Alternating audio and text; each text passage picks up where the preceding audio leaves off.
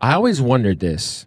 I feel like from a fan's perspective, there was always like a like it was probably made up by me and my friends, but I always felt like this like rivalry between you and Ludacris because you guys were very simultaneously like cracking at the same Yeah, time. man, Luda hard. Luda's a hard, legend, man. Luda, and then Luda he ended go up, nuts. but he ended up signing Chingy from your city, Yeah. Well, yeah, him, but more so Shaka. right? More so Shaka. But it wasn't a.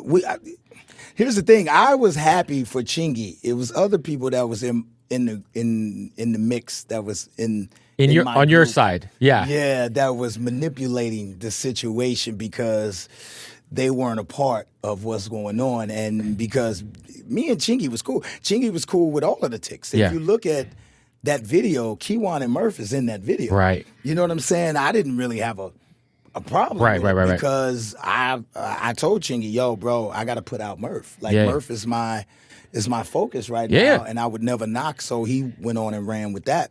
And Had a good run. man, are you crazy? Yeah. That's another one of my little Yeah, brothers, man. for sure. He's actually going on tour with us. Yeah, I mean, dude, Chingy's got this year. records. Yeah, man. St. Louis got put on the map around that time in a 100%. huge way, man.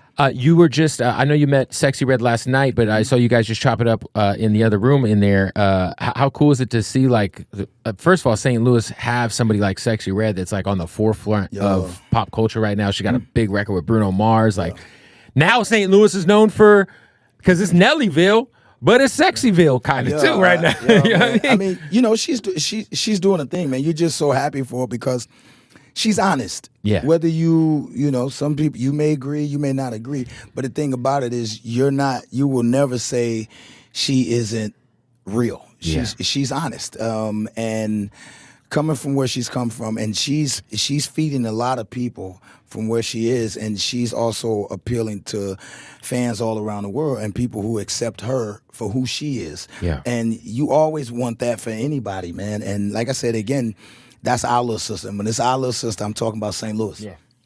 Yeah, we hold little sis down, and she's doing a great job. What, I used to have some vocal, obviously, back in the day. Back in the day. They used to be at Burlington Co Factory going crazy. Yeah. When it comes to fashion, dog, like the Band-Aid, vocal clothing, the backwards jerseys, I mean, you had your fingerprints all throughout just like fashion trends for real. Like when you go to these 2000s parties, people be dressing like you. Dog. You know what I mean? Well, I was always told, man, you haven't made it until you're a costume. Until somebody's dressing up like you on Halloween, you know, that's when. And the Nelly costume. That's when you know. Yeah, man. Everybody had their own stamp Yep. on it. So I mean, you're thankful, bro. You're grateful, and you've touched a lot of people. So that's what being an artist is. 100%. Talk to me about over the years, man. Country music has obviously become more pop culture than ever. But you were the first person in hip hop to step into that genre with Tim McGraw over and over. Obviously, huge record. But now you see guys like, my brother Jelly Roll, who was a rapper for years, and now he's a superstar. You got, Little Dirk, free him, but working with Morgan Wallen. Like, did you have any foresight or idea? Because that, bro, back then.